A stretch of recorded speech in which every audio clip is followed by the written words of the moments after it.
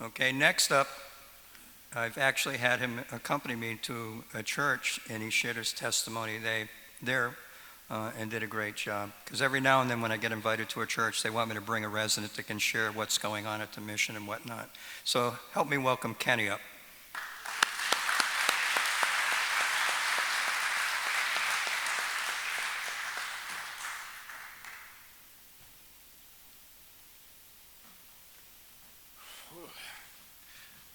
I gotta take a breather. My voice is starting to crack.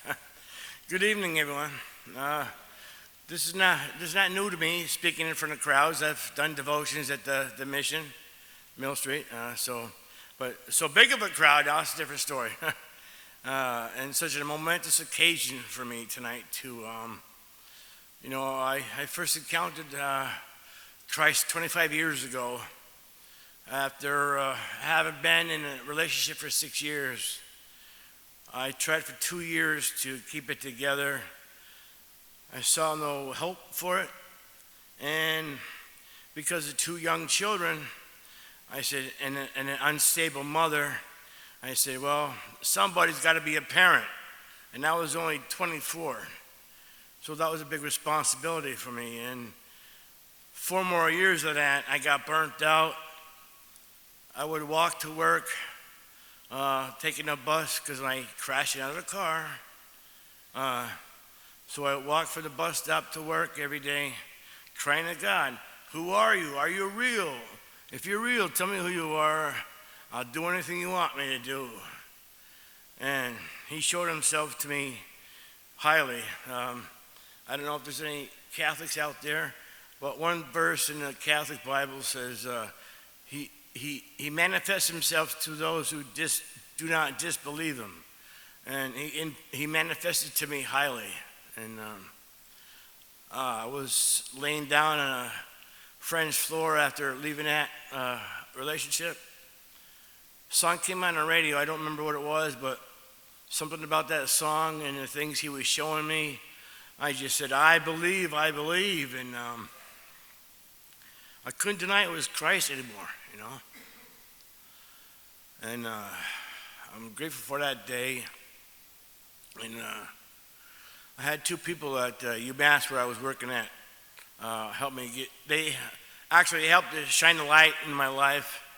And so years later, I'm getting into a relationship with another a woman, and I was trying to go to a Bible study here in Main Street in Springfield, or State Street, and but the alcohol got to me too much.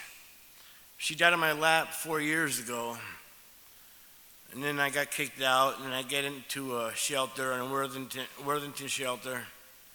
Then I got my apartment, and then I didn't know I didn't know what my roommate was, but I found out when I got into my apartment that he was a heroin addict. So for 3 years, I've dealt with that. We enabled each other. And I, like Mendes said, I just got sick and tired of being sick and tired. And a friend of mine from church, he was coming around where I was living, along with, that's Mike and Jason. They were coming around with Operation Sunshine. I got a soup of sandwiches, and Mike was telling me about the rescue mission. So that planted a seed in me, I think. And when I decided I needed help, these detoxes don't deal with alcohol anymore. They deal with methadone. And I knew I needed some good help. And, I heard that it was a Christian program, and having come into Christ, I said, well, let's check it out. So I looked at the website, and I kind of thought, okay. It's like not really praying, but just thinking about it. I said, all right. So I emailed Scott, told him I'm a believer, give me an interview. Next thing I know, he says, we got an opening for you Tuesday at 1:15. I'm like, wow, okay. And then I didn't answer the email. He goes, are you coming or not? We're going to give that spot to somebody else. I said, oh boy, I better answer this. I said, okay, yeah, I'm coming. I'll be there. And my sister, unfortunately, her car's in the shop tonight, or she would have came. But she came to drop me off a debit card, and she didn't know it at that time either, but I had my 3 bags packed, had my apartment keys because we had to be kicked out anyway because they were renovating and raising rent in the building I was at. Yeah, so I put my 3 bags in her vehicle, had my keys to the apartment, dropped them off to her realtor. She dropped me off at the mission, and a year later, here I am. And, like Kevin said, I went on to a church out in Leverett, gave my testimony, and it was great because, I can't say enough about the mission myself.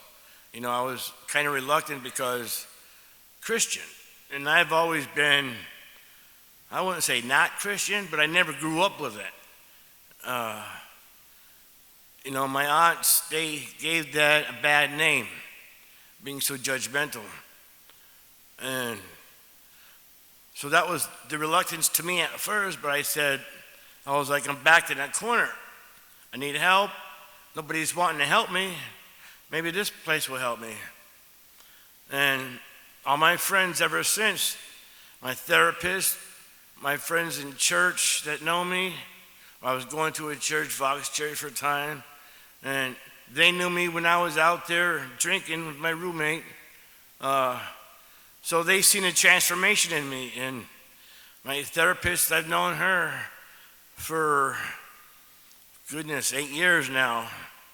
From before she was my therapist until now. And she's leaving next week because she can't practice in Massachusetts with a Connecticut license. So that's another end of an era there.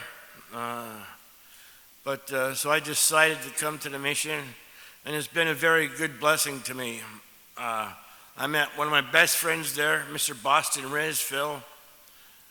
He's with us tonight. Love you, brother. Love you too. And then I got my friend Dave. We went to midnight mass this past year. Thank you, Dave. And I'm going to cheer up. Thank you.